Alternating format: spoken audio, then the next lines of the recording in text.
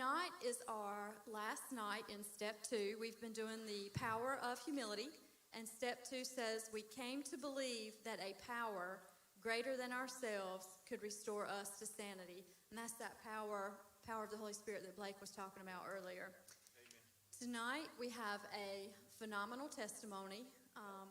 I met Jamie years and years ago.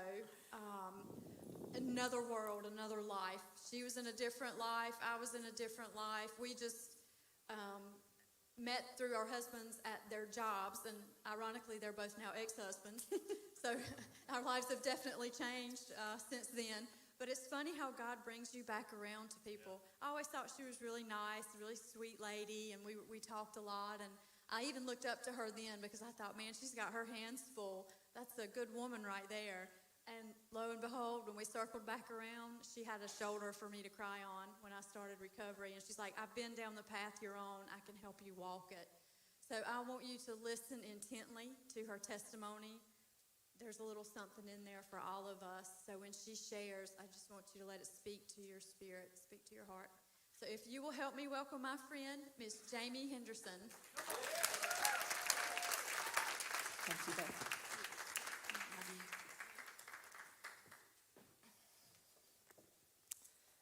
Hey guys. My name is Jamie, and I have 14 years of freedom from drugs and alcohol. And so I currently struggle with pride and abandonment. Hey. 3 months before I was born, my 2-year-old brother ran into the street and was struck by a car. His death meant that I was born into the hopeless grief of 2 parents who simply did not have the tools to cope. My dad was an abusive alcoholic who was living at a day-by-day home at the time of my brother's death, at which point he completely relapsed. My mom was his enabler, and she was emotionally unavailable to me and my sister. When I was 17 months old, my parents had another child. My dad was so excited, he finally had the boy he always wanted, yet it wasn't enough to keep my parents together. My father left my mom when I was 3 years old, and he took my brother with him.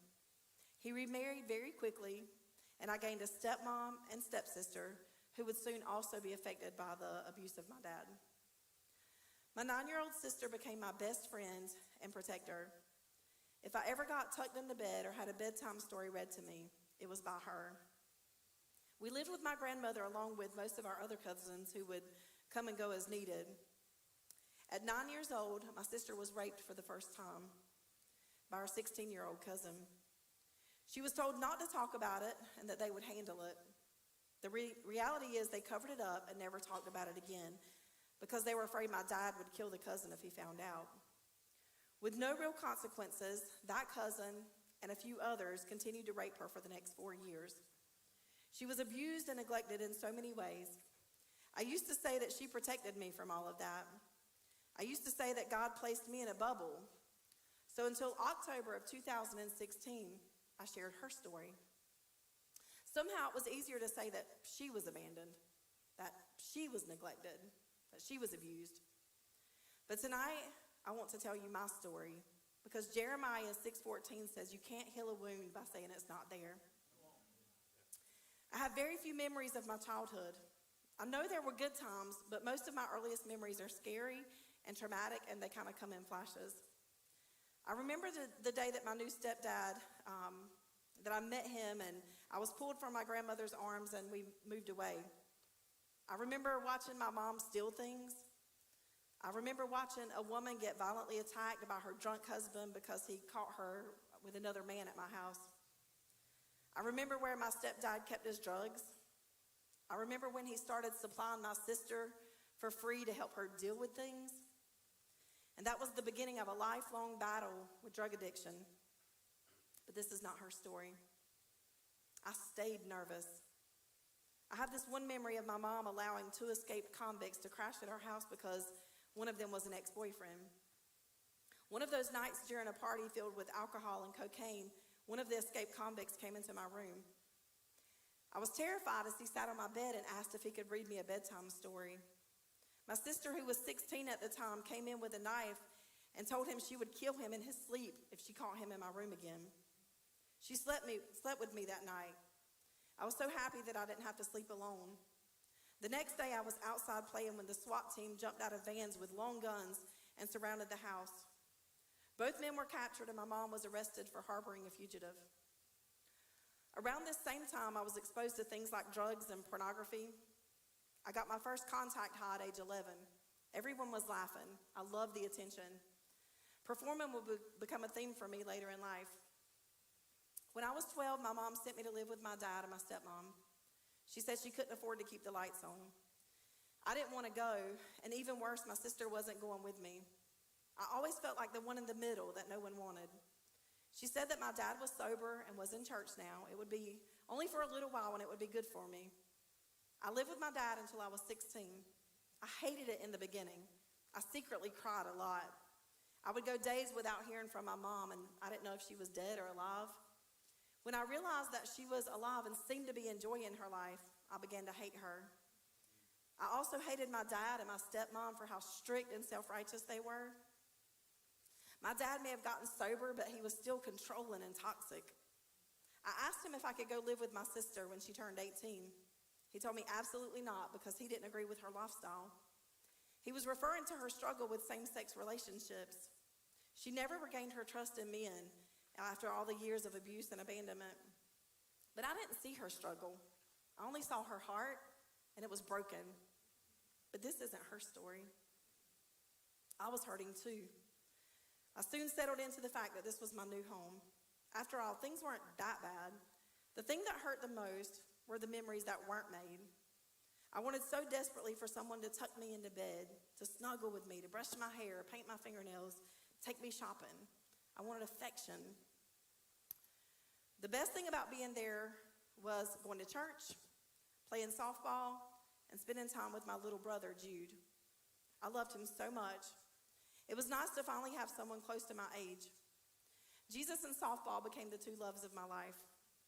I tried hard on and off the field. I wanted to be a good girl in every way. I made straight A's, I hit home runs, and I only dated the preacher's son. We never even kissed. My dad managed a set of apartments, and my brother, my stepsister, and I seemed to do most of the work. As the years passed, Dad still took us to church and did occasional Bible studies at home, but his passion seemed to fade, and his new love became golf. All of a sudden, he didn't seem to care as often how many times I went to my mom's or what I did on those long weekends there. My brother would go play golf with him while my stepmom worked to provide for us, keeping up the office at the apartments, keeping the house spotless. No one ever seemed happy anymore. All of a sudden, I felt like my prayers were hitting ceilings. For 3 years, I prayed that my mom and my sister would get saved, and nothing was happening. My sister turned to harder drugs and became more isolated than ever. She just didn't have the tools to get better. I wish Recovery Live would have been here back then. She pulled further away and seemed more lonely and hurt than ever. But this is my story. I felt like no one cared at all about me. I felt abandoned. I felt rejected. I felt alone. At 16, I had the second highest GPA going into a graduating class of over 300 students. Going into my senior year, and no one even seemed impressed. So my response, I moved in with my aunt and started dating a guy that was 25 because he was the first man to ever show me any real attention. He made me feel loved, pretty, and important, until I realized that he too was an addict. I almost failed my senior year because I would skip school every time he laid out of work, and that was often. I knew I wanted a better life for my future children and for myself, so I broke up with him this summer after I graduated high school. I tried college, but with no support and no one to perform for, I had very little motivation. I started seeing a guy from the restaurant where I worked. I didn't find out he had a girlfriend until he found out I was pregnant. I planned the abortion for 2 weeks after my 18th birthday. I just couldn't face raising a child alone. Deep down, I knew it was wrong, and I hated who I was becoming, but I went through with it anyway. I knew I was created to be a mother and a wife and a Christian, so why did I continue to make these bad choices? 1 year and 3 guys later, I found myself pregnant again, and this time I didn't care what the guy wanted. I knew I would never have another abortion. Shortly after finding out I was pregnant, he lost his job because of a failed drug test, and he moved back to Tennessee and left me abandoned and rejected once again. I got back in church and began praying to God for strength. The day my daughter was born, Jordan, he flew back into town, walked into the delivery room, and took one look at her and fell in love with her. He moved back. He got a good job. We got married. We had a precious little boy, Grayson, and I became a stay-at-home mom. I loved my life. I played church, and I did all the things that a perfect mom would do. We played games and did arts and crafts and said our bedtime prayers. We lived in a homeschool community, and I had the 2 kids, the dog, and the white picket fence. I had arrived, and everyone was proud of me, and everybody wanted what we had. That is, until their dad started coming home a little later each night and drinking a little more. The drinking escalated to drugs and later into an affair with a woman from work. My sister helped me catch him. She came home early from a great rehab program in Savannah, Georgia, because I called her and told her I needed her. I always wondered, what if? What if I had let her stay in that rehab program and got the help she needed? What if I had let her work on her recovery instead of asking her to come home to be my hero again? And maybe she would have a family. Maybe she would be a mom. But this isn't her story. I was devastated. And to make things worse, when my dad found out that I was leaving my husband, he said I was crazy. He told me my husband was a good man, and he just made a mistake and that I needed to forgive him and move past it. Well, what he actually said was I should be tied to a table and beat with a phone cord for leaving such a good man. Little did I know that this was the beginning of my struggle with codependency, my need to put others before myself, and my desire to please men over God. I went from being a devoted housewife, a mom who loved church and would do anything just to read her kids a bedtime story, to an alcoholic who was too busy chasing men to be involved in her sweet baby's lives. I will never forget the morning I barely made it to a parade my daughter's dance team was performing in. She had been practicing for weeks. I was supposed to get her ready that morning, but I didn't come home. I had been up all night drinking and doing cocaine. My sister got her ready and took her to the parade. When I got there, she took one look at me and knew I had been up all night. She told me my kids deserved better than the life we grew up in. She told me I had to get it together, and if she ever saw me like that again, she would whip me, and I knew she meant it. I didn't know where to start. Psalm 40:12 describes exactly how I felt. It says, my sins, too many to count, have caught up with me, and I'm ashamed to look up. I started attending Temple City Church. Only a few short months after joining the church, I received the worst call of my life. It was my mom screaming into the phone that my sister had died. At 36 years old, she died of an acute allergic reaction to prescription medication due to a weak heart from years of excessive use of painkillers. But this isn't her story. I was shattered. I knew she was saved, but I wasn't ready to do life without her. She was my one constant, my best friend, my biggest fan. My children adored her. She was their second mom, their Aunt Kimmy. I knew I had to be strong for the family. I refused to let myself cry. I poured myself into church and the people around me. I was determined that she would not be forgotten.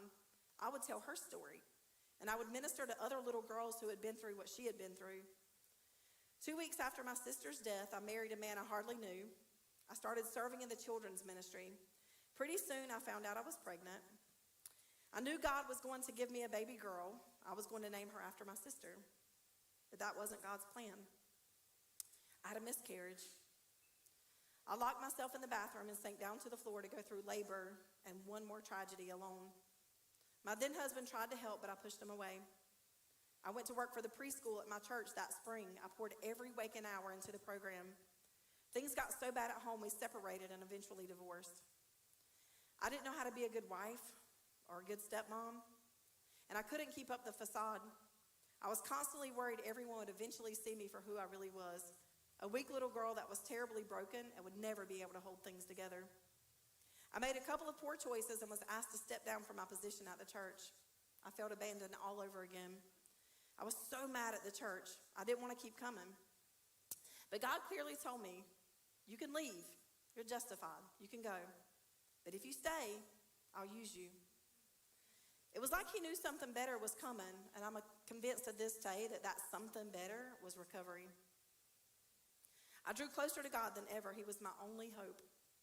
I fell in love with the book of John, specifically chapter 4, the encounter between Jesus and the woman at the well. She said, Jesus told me everything I did, and yet her testimony was simply this: he loved her, he forgave her, and he wanted a relationship with her.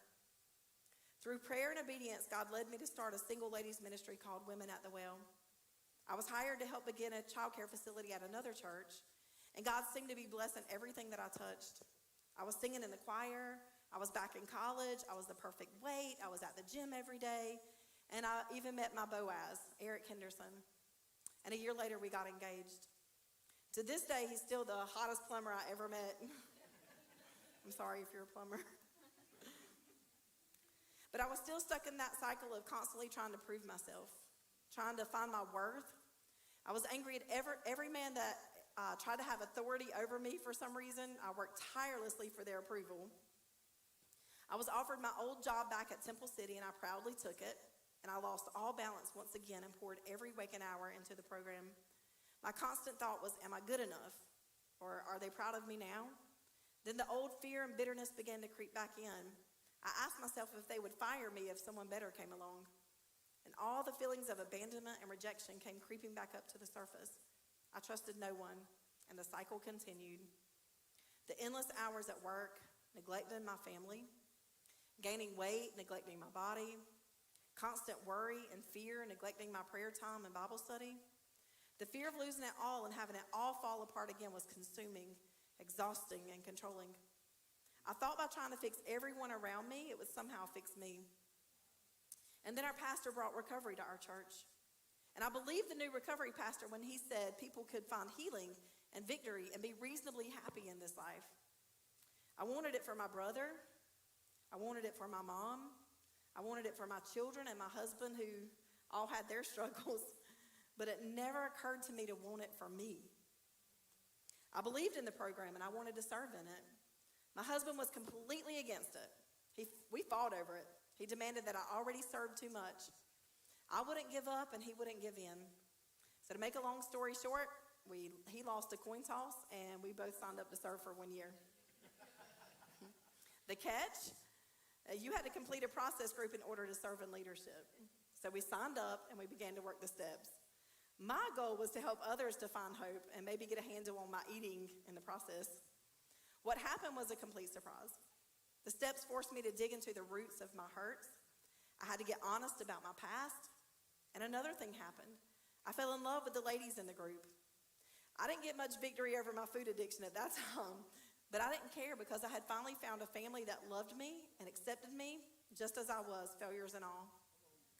And then one day I was listening to a testimony where this guy talked about his codependency and how it stemmed from his dysfunctional parents, about their divorce and their crazy lifestyles.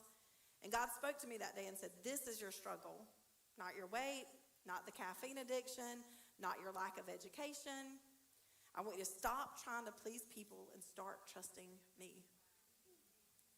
On August 26, 2016, I allowed God to begin a work on my codependency, to take away my need to please everyone around me, to take away my need to prove that I'm good enough to not abandon. I promised him that day forward I would try my best to only care what he thinks. And guess what? He thinks I'm pretty cool. He's allowed me to work in the ministry that he created me for, which is kids ministry, by the way. I gained the confidence to step away from toxic relationships. He's given me freedom. He's taught me to love and appreciate my amazing husband that I have. I learned that it's okay for him to be human and make mistakes. That it's okay for him to go through stuff. It's not all about me. God's taught me to appreciate the little things, like how he tucks me into bed like a little child and kisses me on the head every night. And how he hugs me every morning before he leaves for work. He has no idea the happiness that it brings to my heart. God has given me strong accountability partners on this journey called recovery.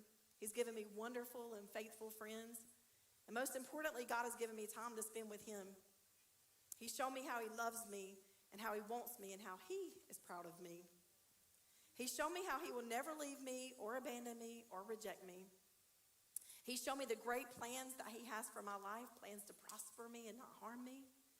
And as hard as I try to make plans and control things, it's he that directs my steps. And when I fall, he will be there to catch me. Amen. James 4:10 says, humble yourself before the Lord, and he will lift you up. Yeah. And he has, time and time again. Amen. So this is my story. I'm still far from perfect. Sometimes the desire to please and control and manipulate people creeps in, and things get out of balance, and I have to come back to the basics of my 12 steps. I just finished my 5th process group, and I'm still processing all my daddy issues. And I'm continuing to get control over things that for years I had no control over. Tonight I'll get my 3-year tip for caffeine, and that's a huge deal for someone who used to be addicted to speed. And by the way, my little brother, Jude, that I love so much, he's struggled with alcohol for over 20 years, and tonight at Temple City, he's getting his 90-day chip for alcohol. And his beautiful daughter is here with me tonight, supporting me. I may not look that different on the outside, but I have so much rest and peace now on the inside. It has allowed me to be kinder. It has allowed me to be more forgiving. My amazing husband serves alongside of me, and we spur one another on to do good works, not to make people happy, but to make God happy. My home is full of love and laughter. My son is a Marine. My daughter is a wife and a mom with another baby on the way. And my precious mom, she suffered for her mistakes. I don't think she ever forgave herself. She became my biggest fan until she passed away in February of this year. She was my prayer warrior on earth, and I know that she's in heaven right now bending God's ear about me and my children. She used to message me every single day and tell me that I was beautiful, and that I was smart, and that she was so proud to call me daughter. I miss my sister and my mom terribly, but I know they're in a better place, and I will see them again one day. But until then, I am reasonably happy in this life.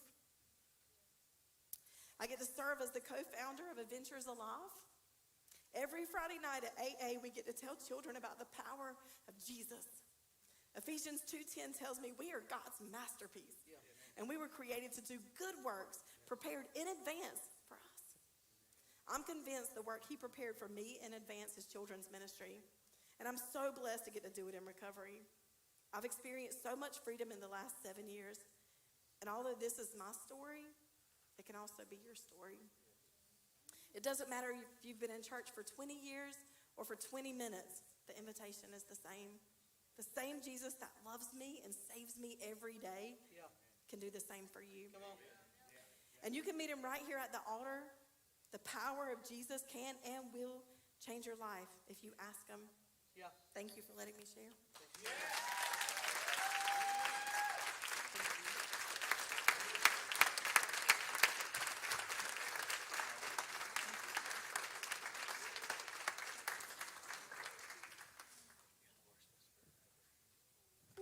That was powerful. I think everybody can relate to that in some way, shape, fashion, or form. Just so powerful. Which I've heard it before, but I had the pleasure of reading it because I like to read the testimonies before I come up here and talk about them, just so it's planted a little deeper, because I get so involved when they're speaking. I miss so much. So when I have a black and white copy, I can go back and look at things and point out things that speak to me. And I think probably the first sentence, the opening line that Jamie gives when she says, "I was born into hopeless grief." Wow, that's deep. Born into hopeless grief. A lot of us are probably in that boat. We come into this world and there's not much going on for us, but that's why Jesus died on the cross for us. Yeah. Because he made a way for us to have peace and have grace. That's right. And she mentioned it twice, the serenity prayer where it says, I will surrender to you so I may be reasonably happy in this life and extremely happy with you forever in the next. And I remember the first time I was standing in this crowded auditorium on a Friday night and they put that up on the board, and I was like, reasonably happy in this life, and I scoffed. I was mad. I was like, that is unacceptable. I want to be supremely happy here. What's the deal with that? And then I finally caught on that I had no joy in my life. I was miserable because of the situation I was going through with my divorce and my kids walking away from me. I I wasn't even close to being reasonably happy, and I discovered that reasonably happy simply means I have joy and God keeps me. So I'm quite content to be reasonably happy on this earth because I will be supremely happy with Him forever in the next. Amen.